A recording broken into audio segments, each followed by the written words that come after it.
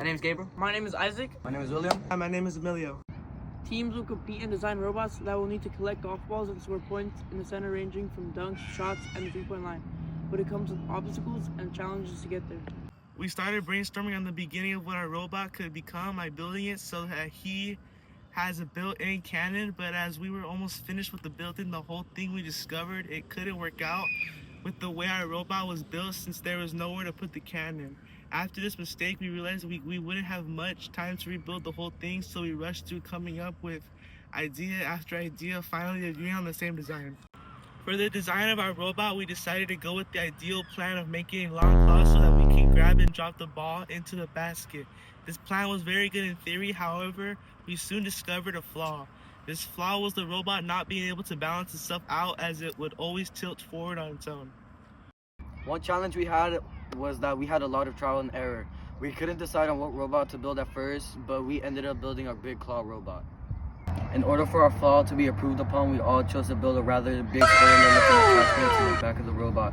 This of course balanced it all out, helping out the robot to actually be able to drive. There are many instances as to when robotics and technology are introduced into a sport. For example, in wrestling, there has been an introduction to robot wrestling partners which can simulate a realistic person you are actually sparring with. Another example of this is in basketball when robots are used to simulate players on the court in real time. One last example is in soccer, as some players use robot goalkeepers to practice and have better accuracy. Robotic aren't just used in sports, they're used in the real world also.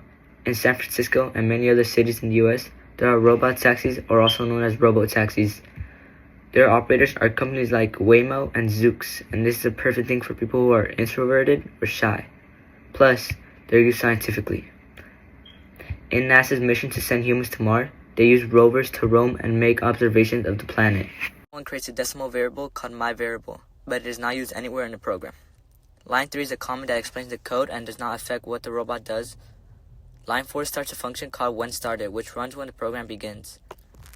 Line 5 starts a loop that will run forever so that the robot keeps repeating the same actions.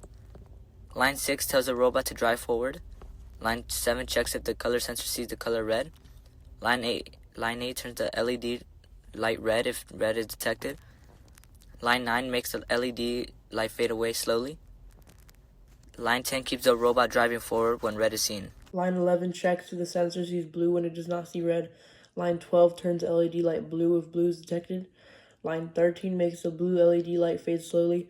Line 14 tells the robot to turn 90 degrees and wait until the turn is finished. Line 15 starts the section for when the robot does not see red or blue. Line 17 makes the robot wait 20 milliseconds before checking again. Line 18 ends the forever loop. Line 19 ends the whenStarted function by returning the 0. And line 20 finishes the function. Line 23 starts the main function where the program begins running. Line 24 is a comment telling you not to delete the start setup code.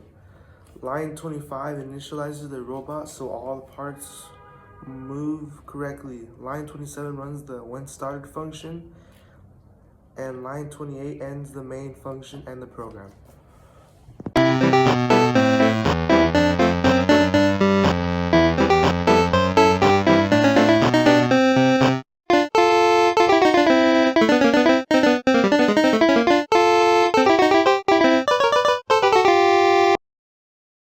There are many instances as to when robot... Dude,